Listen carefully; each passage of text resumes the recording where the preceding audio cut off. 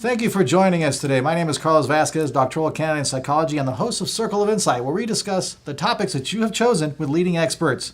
The motto for Circle of Insight is, wherever there's psychology involved, we will be there. Today our guest is Dr. Weathers in part 2 of a very long series called The Psychology of Religion. As we delve into these questions that we always wondered about, why do we have religion? Do we even need religion? Why do we have God, and do we need a God? And a lot more other questions. But today we're staying with religion. What is it about religion that fascinates us? Why do we have it? So, Dr. Weathers, thank you again for joining us. I wanted to ask you, what benefits does religion give to a human? In the sense of relief, does it provide comfort? Does it provide security? I know when we do rituals and habits, a lot of times it provides that kind of security. I know in some cases people with obsessive-compulsive disorder will tend to repeat something over and over again, not relating one to another, but just using that sense of that general outline, that it provides that comfort. Does religious praying in the morning, praying in the evening, or praying to a God, does those little rituals help us? Maybe I can address it to start with, Carlos, from a psychological perspective, and then you can ask questions into this. I'm happy to dialogue with you. I'll tell you who comes to mind. If you ask psychoanalysts, I read this recently in a journal, if you ask psychoanalysts in the United States who's the most influential psychoanalyst of the last 50 years, they picked this man, Heinz Kohut. He's not really well known on the streets, but he's familiar enough within especially psychotherapeutic circles. He's had a huge impact. His psychology is sometimes referred to as self-psychology, looking at the self and how the self can be healed.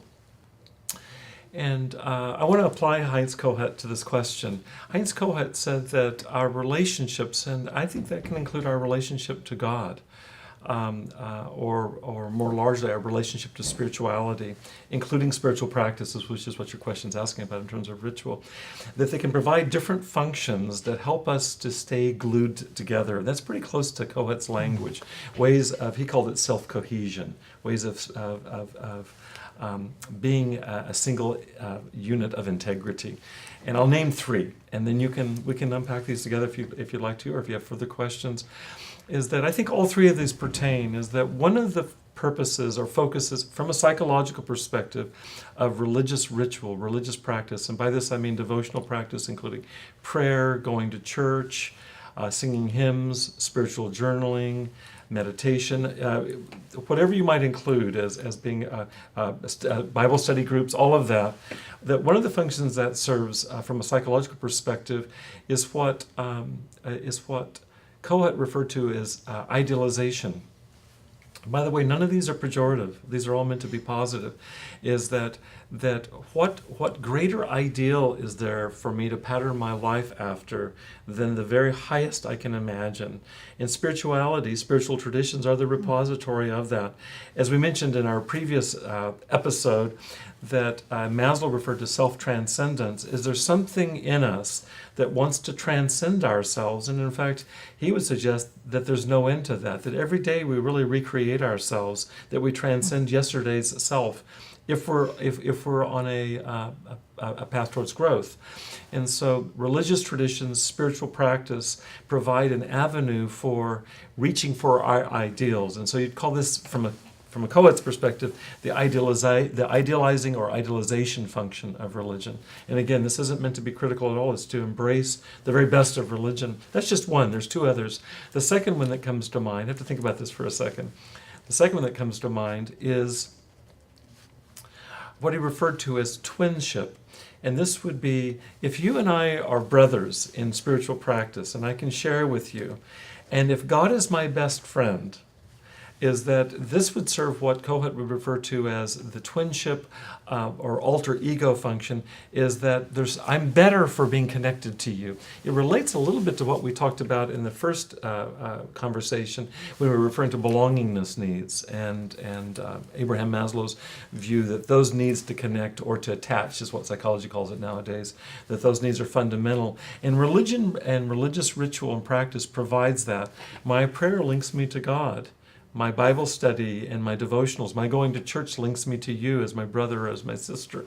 And that those are also in service of keeping the self together as well as growing the self. So it's kind of back to what you were saying earlier, religion with the root word, the religament, religion, the ligament Yes. connecting. Yes. So yes. just different planes. Yes, yes, yes. Yeah, very and, interesting. And the third one I'll mention, I had to pause for a second to Yeah. remember. The third one is what this is going to be a creative application here. The third one is what Cohen referred to as the mirroring function, and we're going to tie it into religion. Is that in Kohut's view, how I live out my ambitions is by being seen by you. Carl Jung wrote about this very same thing, really poetically, really beautiful. He says it's very difficult, this is Jung, it's very difficult to incarnate the self that you were born to be if not seen by another, at least by one other. Kohut had the same view. Kohut's view is that you can, and let's tie this into psychology and religion here for just a second. I can grow up in a traumatic environment, let's say an environment characterized by neglect, or by abandonment, or even by abuse.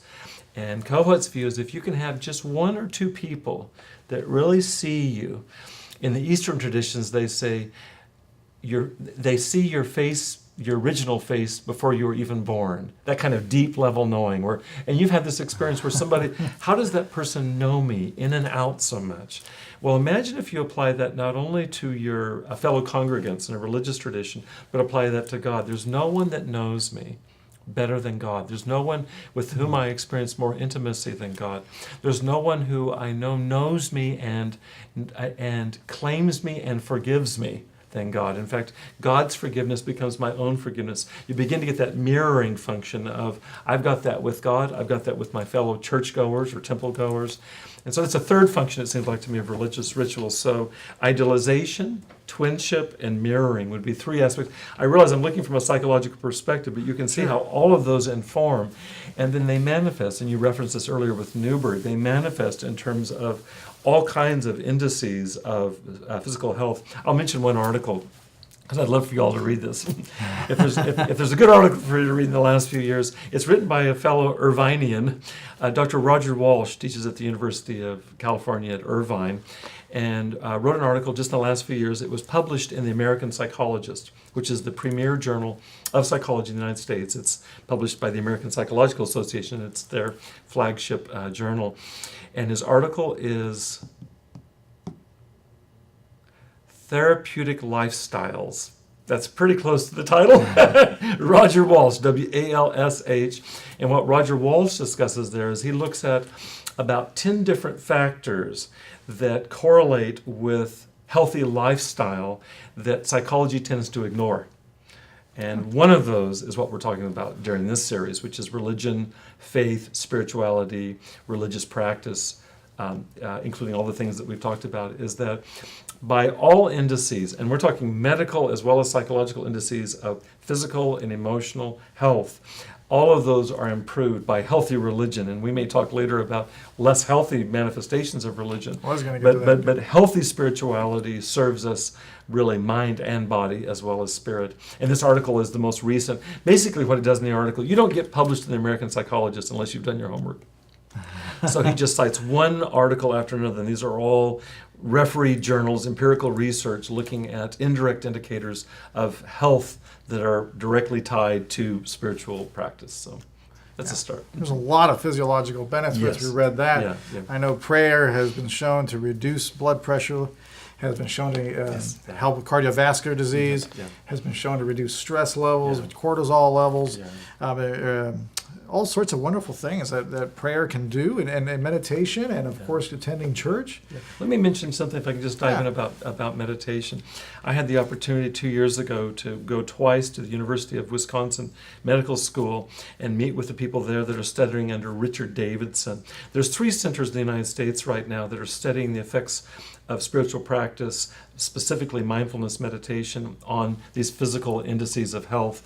One's right down the street here in UCLA. Dan Siegel's work at UCLA.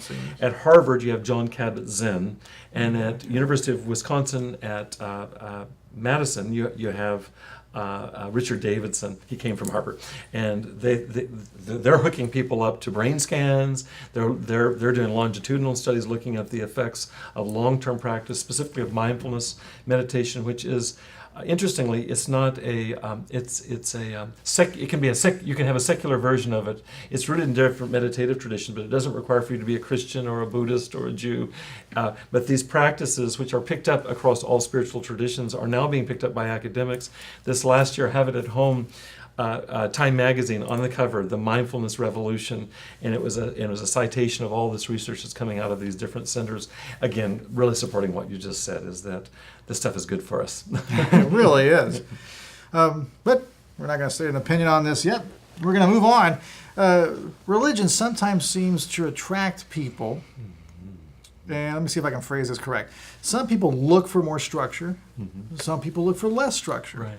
Certain religions, we'll leave them nameless for now, are more structured. They require more rituals. They require more activities to be done. Their laws are more strict. You can't do certain things.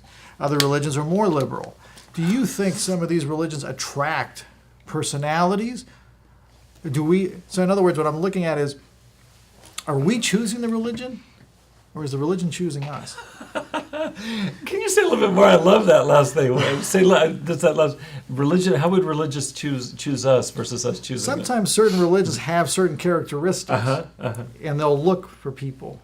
Yeah. They'll gear the religion, and Yes. I'm not saying it's bad or good, just Yeah. the way their philosophy is and their theology. And that religion will kind of almost have a life to its own, where it looks for individuals, and then individuals look for that as well. Yeah. Unconsciously, I guess where I was coming from is unconsciously sometimes we don't know why we're picking a certain religion. Maybe it's because our parents did it. Yeah. Maybe because one reason we don't do it is because our parents did it. Yeah. Another reason because we like structure, we like that safety because we have other things we're looking for. We have concerns, and these religions provide that comfort and security. Yeah. Sometimes we don't like the confinement. Yeah. We don't like that structure. We want something that's more open, more liberal. Yeah, I think I'm with you. Can I take a step? Right ahead. My favorite author in what we're talking about, bar none, is Ken Wilber. Ken Wilber is Wilber. I recommend to all of you his book, Integral Spirituality. Integral is Integral. Integral Spirituality came out in the last 10 years. He's written probably 30 books in the area that we're talking about, and I've read every one of them. In fact, I had the blessed opportunity just this April to spend 2 hours with Ken in Denver talking about these questions. And so whatever I say is so derived from him that if I don't name Ken Wilber, shame on me. I want to talk about Ken Wilber's talking about various stages of development in terms of religion, and I'm going to attempt to address your question. It's going to require a little foundation, though. If we look at stages of development, you and I both know that we develop cognitively. Is that we start off in life with very basic, very concrete ways of thinking, and eventually develop a little bit more ability to be abstract thinking, and there's a development. The same with morality. We start off being completely egocentric to eventually begin to care about others, and that's a step in the right direction. Well, wouldn't it follow that the same thing happens in terms of our religious or spiritual instincts, that those could have their own developmental trajectory? Wilber bases this in the work of Howard Gardner, who's a psychologist at Harvard, who's developed a model of multiple intelligences. The idea being is that there's intellectual intelligence, there's moral intelligence. Nowadays, there's plenty of literature about emotional intelligence, so on it goes, and suggests that there is a spiritual intelligence. And by that, it just means that there's increasing complexity across the spectrum. He calls it a developmental line, whether it's IQ or EQ, emotional intelligence, whether it's moral intelligence, and the same for spiritual intelligence. And this is not to say that to be more or less complex is good or bad, but it's to name what can be. You can interview somebody and you can cluster their responses around a certain style of thinking that's going to be more or less complex than the next person. My own view, to put it in Christian language or Jewish language, God loves us all, so that's the case. But having said that, there are more or less complex views of religion, and one of the ways that this plays out, I'm just going to name 4 from Wilber's perspective, is that all of us move in our lives from a perspective where we take fairy tales and myths literally. And this is referred to as mythic literalism. And so I can still remember the day that my 2 older brothers told me that there wasn't a Santa Claus. and I was thunderstruck. I was traumatized by that. It's crushed many of us, yeah. I wasn't ready to let go of there being a Santa Claus. And this mythic literalism actually is universal. All of us go through it, and some of us maintain that across a lifetime. And it's not good or bad, it is what it is. But there's a very predictable sequence, and it begins really around adolescence, where it's only in adolescence that I have the capacity to think abstractly. Jean Piaget called it formal operations. It's the ability to reflect on reflecting. It's only with the beginning of abstract thinking that I can do algebra. X and Y. To somebody who's a literal thinker, X and Y, that doesn't mean anything. I need an apple and an orange. But at some point I get to where I can think abstractly. Well, the ability to think abstractly can infuse one's spirituality. So, for example, our nation's forefathers, thinking of Ben Franklin, George Washington, particularly Thomas Jefferson, these were very intelligent individuals, and they were right at the cusp of what's called the Enlightenment. So the advent of rational thinking, the advent of science, right on the cusp of the Industrial Revolution in the 19th century. These were our nation's forefathers. They were all religious, but they weren't religious in a mythic, literal way. In fact, Thomas Jefferson took on as a project, and you know this story, we recently heard it, he took on a project to go back through the New Testament and take out any statements in the New Testament that for him reflected mythic, literal thinking. And what he wanted to be left with were the spiritual truths that were abstract truths that would be timeless. And he came up with his own Bible, okay? Right. And it's just to say that these were individuals, the ones that developed our Declaration of Independence and our Constitution. These were individuals that were very influenced by the spirit of the times, that was really embracing rationality. And though that they didn't reject religion, a lot of people did reject religion, but what they rejected was mythic, literal religion. They rejected concrete belief that the Red Sea was parted in thus and such way, or that we were created in 7 days. Those kinds of things were problematic with the advent of Darwin and modern science and so on. And so you get an evolution, and many people would say it's a devolution, is that religion got lost at that point. But if we look at this developmentally, the religion of Thomas Jefferson, for example, or at least the mindset of Thomas Jefferson, was superior to a mythic literal perspective. Our nation wouldn't exist. In fact, democracy wouldn't exist were it not for this capacity to think rationally, critically, self-critically, develop an economic and political system. The abolition of slavery is not possible if you don't. Many of the things that we hold as cardinal human values arise from the ability to think more universally rather than just literally, it's my tribe against yours. Now it's all tribes. Well, that requires abstract thinking.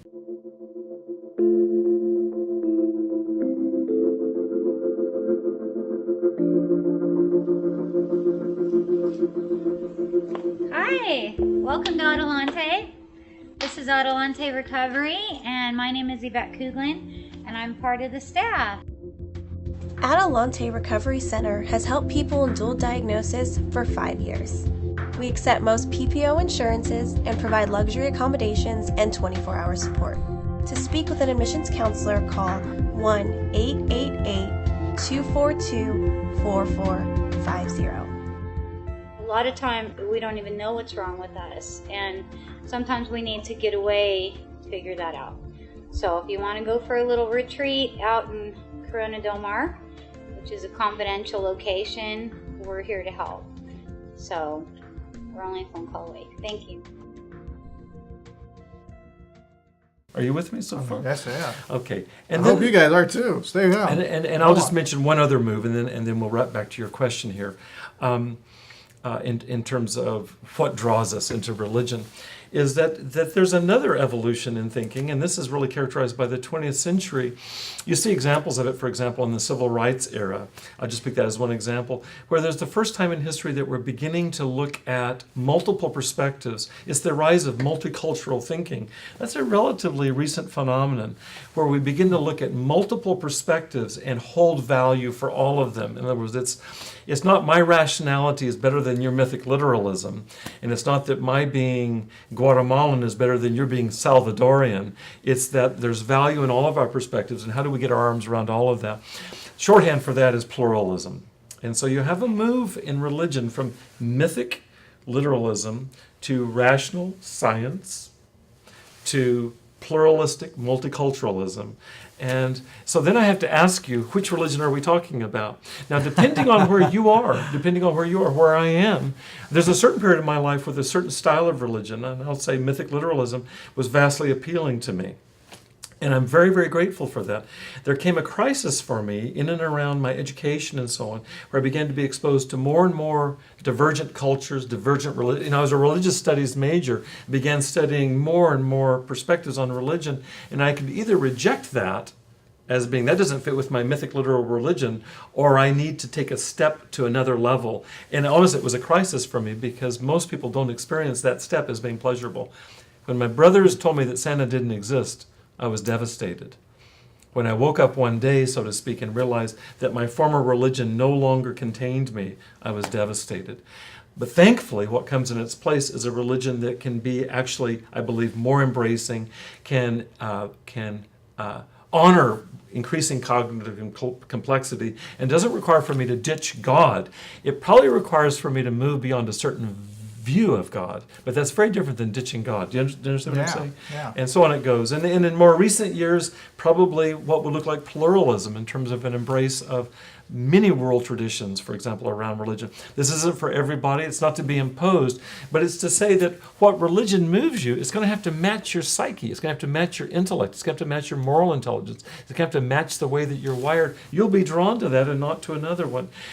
The sorrow is, and back to that statistic, is that if we don't cultivate some ability to get our arms around divergence, then what we do is we kill each other. And there's nothing that we kill each other more about than religion, because it's our ultimate concern. And if your ultimate concern threatens mine, I'll kill you. And I'll be doing God, Allah, the Buddha a favor. And it does. This cuts across all religions. There's We're no actually hitting to that in a minute. Okay, all right. We know the benefits of religion. There are countless.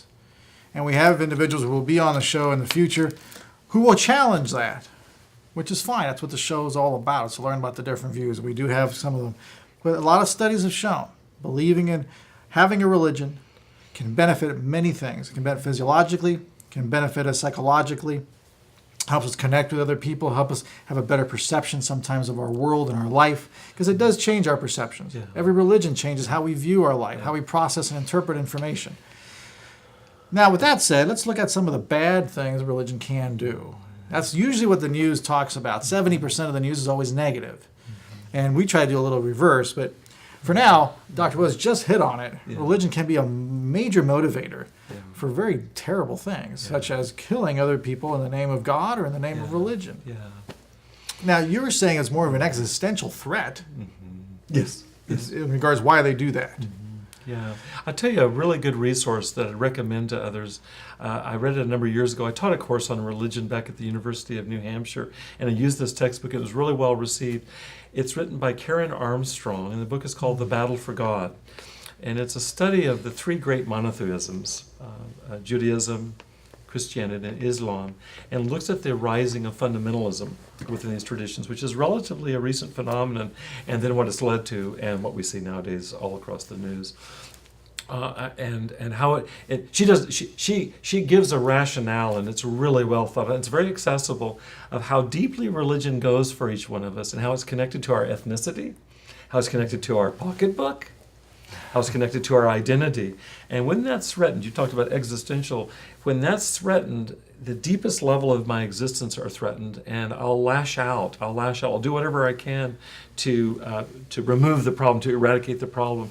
And she looks at how it's happened on an individual and a society level, and she couches it in terms of history, especially the last 500 years of history. So when for example, she makes the point there, I just talked about mythic literal religion and how it has been followed or succeeded historically in the last 200 or 300 years by rational scientific approaches. And people would say, well, you can't be a rational scientist and be religious. That's not true, but you'll have a rationally informed religion, which is very different than a mythically grounded religion. And it isn't that there isn't overlap, but they're also distinct. And what Karen Armstrong, the point she makes, it's only with the rising of the Enlightenment, with our nation's forefathers, that there was a threat now, because now there's somebody who's threatening the church's This is something you were talking about during our break. You're threatening somebody who you're talking about somebody who threatens the church's hegemony, its power, its control of people. What did Karl Marx call it? Religion is the opiate of the masses. And now you have somebody who's threatening that opium, and there literally is hell to pay. And so we get the rising of fundamentalism.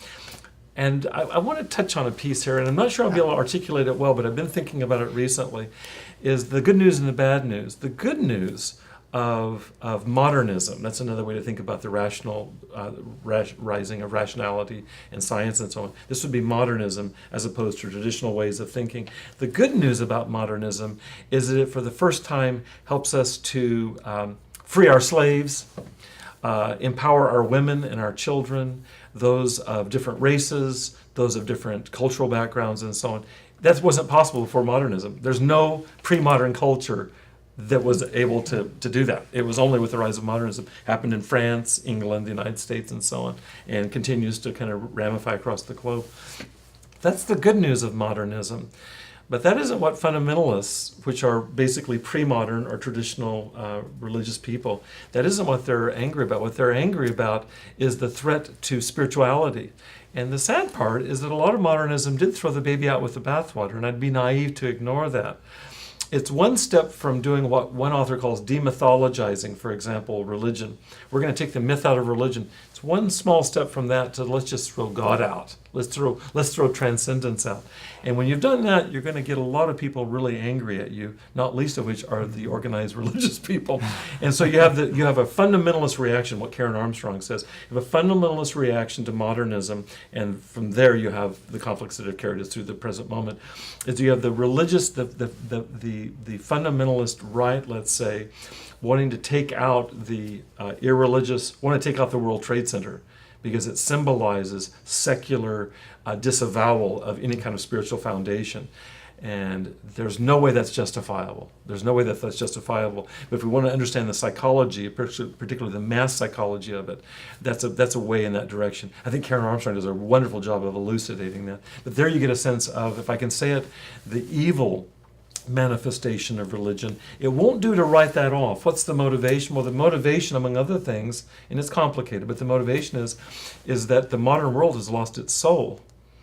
Now, I don't think that nuking buildings or countries is the solution to that, but it's coming up for one reason. The idea of jihad, righteous holy war anger, is that God is being ignored. Yahweh, Allah is being ignored, and there is a prophetic component to that. The means are completely evil, in my opinion. It's interesting because I know you made me think about Zimbardo. Mm-hmm. You remember the Zimbardo study? Yes. Where they had the people there and Obedience they were doing the authority? shots? Yeah. Yes, and for those who don't know it, really briefly, Zimbardo did a study a long time ago where they had these individuals, I think they were college students. Yes. They were behind Stanford. this wall, Stanford, they were behind this room seeing this person who was supposedly attached to an electric shock machine. They were supposed to give him a shock for, I think, every wrong answer or something they did, but it really wasn't giving him a shock. It was just a ploy to see how far they would go, and these individuals would keep going even though the person in the other room would scream. He was an actor. And the reason I bring that up is because I heard a line that says, we're not really rational, we're rationalizers. And sometimes it falls prey to this. And I wonder, a lot of times, you've got a beautiful theory of why we have these issues with these fundamental groups.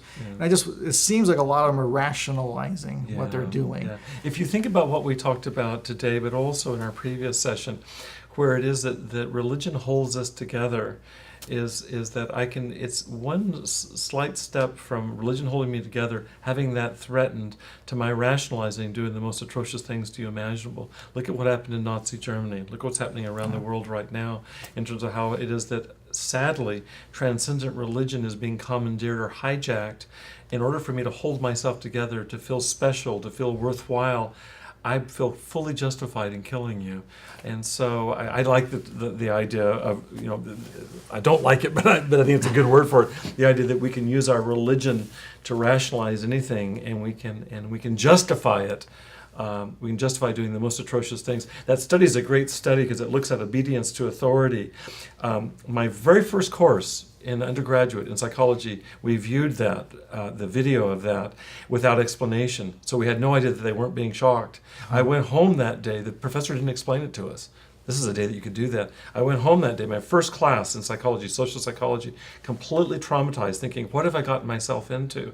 The next day we came back and he explained what the study was. The subjects didn't know that. Many of those subjects in that experiment ended up with psychological trauma after that, because what it did is that if you put any of us under stress, enough stress, we're all vulnerable to doing things that we would never do. We think that we're rational, that we're reasonable beings, but put us under a situation, in this case, just having somebody tell us what to do that's wearing a white lab coat is sufficient for us to administer shock that is painful unto death. And so there's a humbling quality to this. And so it's easy to point at those, whether it's those fundamentalists or this people, but I think it's important from a psychological perspective to withdraw the projection as well and to see what parts of myself are capable of doing that, what parts of myself are doing that. And Dr. Weathers hit it nail on the head. We're not trying to justify their actions. We're just trying to understand their actions. Yes. And trying to give that out to you. Yeah. Thank you so much again, Dr. Weathers. I mean, we just don't have enough time, I don't think, Thank you. to do this whole series. Thank Unbelievable. you. We had Thank such you. unbelievable insight. Thank you. We thank you so much for joining the Circle. Our next show coming up will be on the origin of ISIS. Speaking of fundamentalist groups, we're going to have a gentleman who was formerly with the UN, the United Nations. He's going to be talking about where did ISIS come from. Seems like they came out of nowhere, but they didn't. They had a birth. Yeah. We thank you very much for joining us. Once again, all the opinions expressed here are not necessarily the host, Circle of Insight, or Therapy Cable. We'll see you next time.